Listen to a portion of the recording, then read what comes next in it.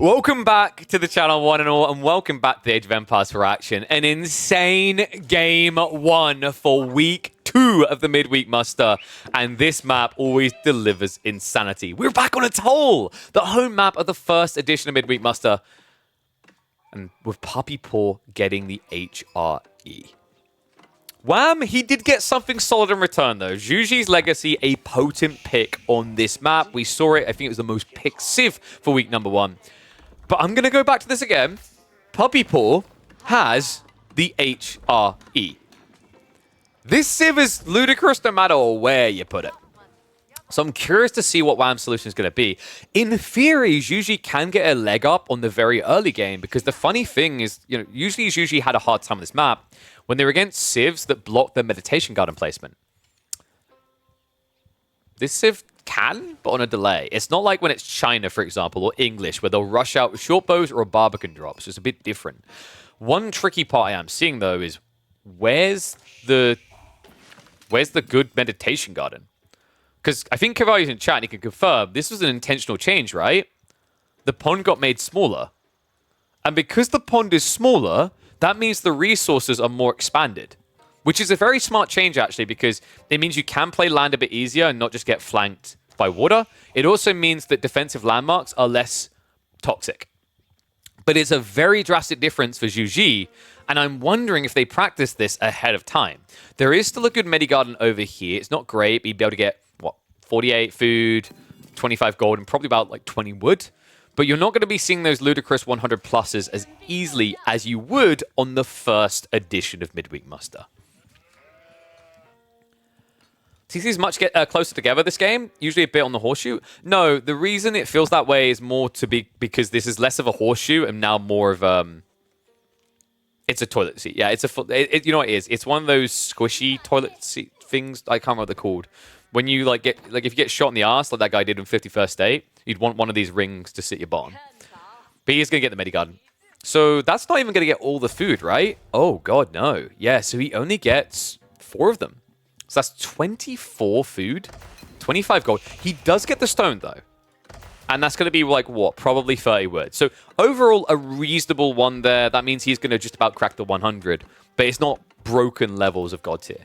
Meanwhile, Puppy Paw, look at this. Are you kidding me?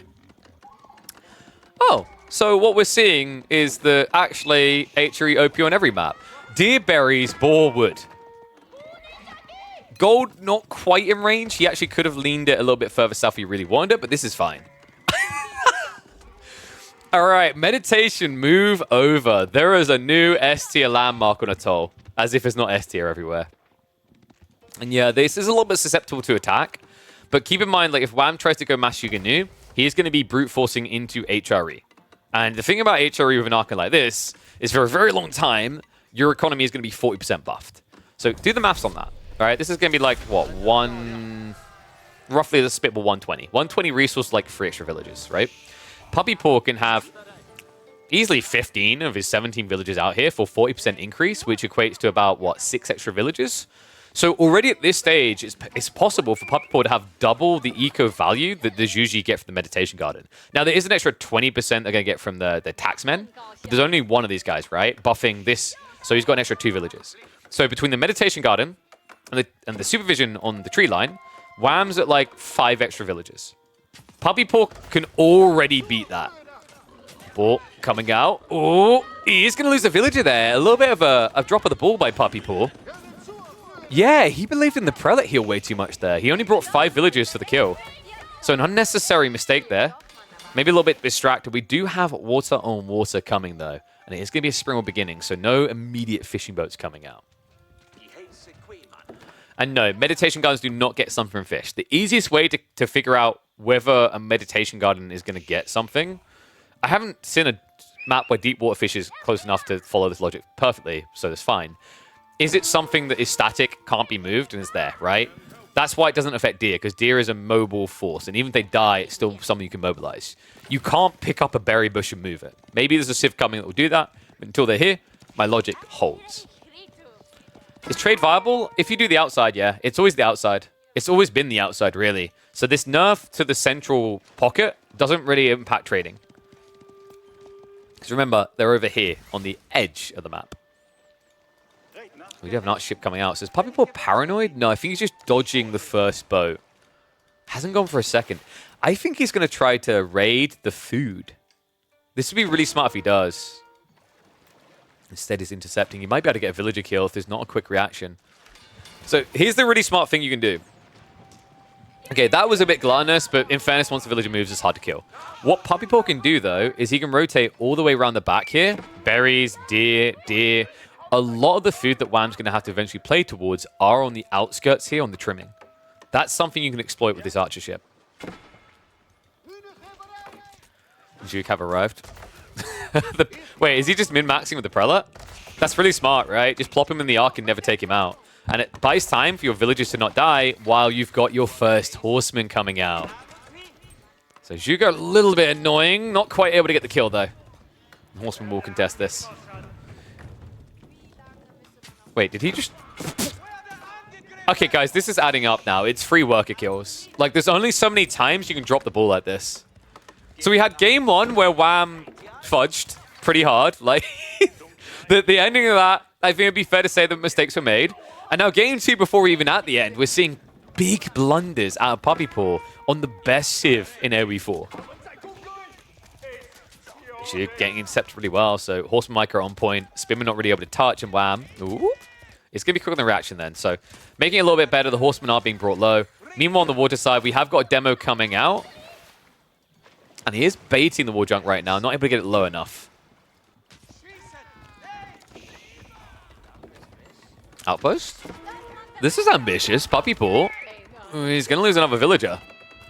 Okay, this is really adding up now. That's a 4 eco lead over time for Wham. Meditation Garden, what was the final number? 30 food, 50 wood, 25 gold, 25 stone. Even more wood than I thought. He gets 130 resources out of this. Demo ship now coming in, so Wham will at least start to lose a little on water. He has got a double dock play underway, though, and Puppy Paw doesn't see that. Puppy Paw, like, how much food we really got to work with here. It's deceptive how fast this goes. A little bit shocked by this. He actually backed off to the deer, didn't go back to the boar. I think he forgot about it. That's a big difference in gathering speed, guys. Was it 0.9 to 0.84? Doesn't sound like a lot, but when you scale that by 40% more, right, and it's 8 villages max, it adds up fast. Is it 0.825 on boar? Oh, sorry, you mean on deer, right? Yeah, so it's a 0.75 difference. Shifts out. What is this game? Oh my god, another villager down. Micro on point. He's actually just using the Jugenu to target the injured villagers, and then the spearman can just absorb all the shots. This is vile. Wow. He's close to a 10 eco lead now. Ahead by 7. This is getting brutal. And behind this Wham, I mean, there is a gap, though, right? He's moved down to the food, and we mentioned this is danger territory. But Puppy Paw has been a little bit lackluster with his scouting. He hasn't actually checked this. We talked about how this would be GG. The berries and the deer. Look at the vision on the map. Puppy Paw doesn't know where the food is. It's a really big difference here. So he's losing water. He's losing economy on land. Over time, you could actually see a world in which Wham just gets a gradual TC as well to escalate that eco lead. Puppy Paw is sick of this. He's trying to go castle. Makes sense, right? Like, in the terrible position he finds himself, he needs to get a regnant. He needs relics. You can't even Burgrave with this type of economy, right? Like, you're already exhausting the food quite heavily. You have at least still got berries and boars, so in theory, sure, but when you're 6 villages behind and the relics are this close, it seems like the most obvious play is to go regnants.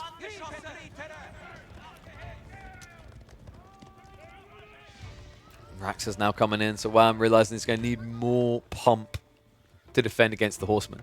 This will also set him up against the knight play that HRE will play into here. We have got some scouting going on, because Puppy Paw, he only knows about, what, 3 relics? Sorry, 4. Yeah, he scouted the backside. Does he pull the injured prelate here? I mean, you could run him to the west side, even on 2 HP, because there's no units there. Wham can now think about going fishing, and it looks like he's already feeling the obligation. Double docks, producing into the fishing boats. We've got, like, what? Probably close by, I think there's 3 shoreline fish, but remember, he can grab the ones from the other side too. So in total, he's probably got about 3,500 food there to play with. And wham! What on earth? We've got a very aggressive play out into the mid-map. He could actually drop a Shaolin Monastery here and just yoink all the relics. It's pretty crafty, actually. I think that might be the intent. This is crazy. Regnant's coming up from Poppy Paw, but this is the tricky part. Like it feels like he's doing an old-school fast castle build where you just build a knight, right? But your opponent already has spears for that. He's making the right call to add in more archers. It's tricky because he doesn't know how many Juke there's going to be. There's going to be one less, though. These these interferences on the reproduction rate has been pretty impactful, right? The Horseman just taking a Zhuge kill here or there.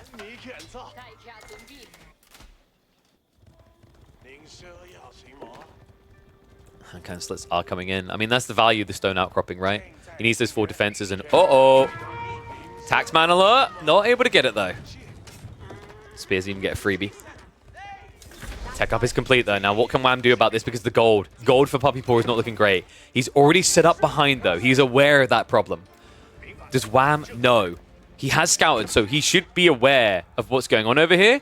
The Sprued ship should be able to just about give him vision if he doesn't just keep patrolling. He has to be assuming, though. He's already got the scout going around the back. He's going to pressure into the base in the meantime. Veterancy isn't there yet for the archers. There is no steeled arrow, so the horsemen aren't going to get completely shredded. This could be a dive onto the tree line, though. Especially with rallying like that. Puppy Paw in a bit of a panic here. Behind this, Wham just needs the gold drop-off, and then he's there for age 3. And the dive comes in. Puppy Paw in trouble because the Sprued ship also sees the villagers. Great snipe there. 2 more down. A third to fall. And that is now a true 10 eco lead. Soon to be more. You can see, actually, Puppy Paw just trying to do whatever he can with the villagers nearby. The idle time alone would kill him at this stage. He doesn't have wheelbarrow, remember, so walking anywhere is painful. It's about to get a lot more painful. No textiles. Zhuge claim another. And the villager pull! The Shaolin Monastery is going up, though. This is too late. This is far too late from Puppy Paw. The all-in maneuver to try and get some wiggle room here. Feels destined, doomed to failure. Hand cannon slit's going to be sniping some units down. Army is on the way. Villagers just repairing. What is happening in this game? Knights are here. Wham is investing a lot to do this. Shaolin monks are on the way in. The spearmen are coming in, so the knights are going to struggle against this. And Wham, he knows he can afford to lose these villagers because Puppy Paw's losing them too. Still a full garrison here. He can pull them out for the repair as well, but the torches do it. He brings it down. Relic's been picked up, though, and the Shaolin monk is going to walk his way to victory. The Wallalol forces the retreat. There is no way out of this hellhole for Puppy Paw but to call GG. Tell me this series is not delivering back-to-back memorable games. Honestly, I'm just going to flex it and say it. The midweek muster delivers time and time again, as do these two pros slash, I'm going to call them entertainers after what we're seeing. If you like what you're seeing here, guys, make sure you subscribe to the channel. Make sure you like. Make sure you follow them for all the videos. Comment on down below. Tell everyone about this tournament going on because we've still got potentially 5 more games. See you in the next one.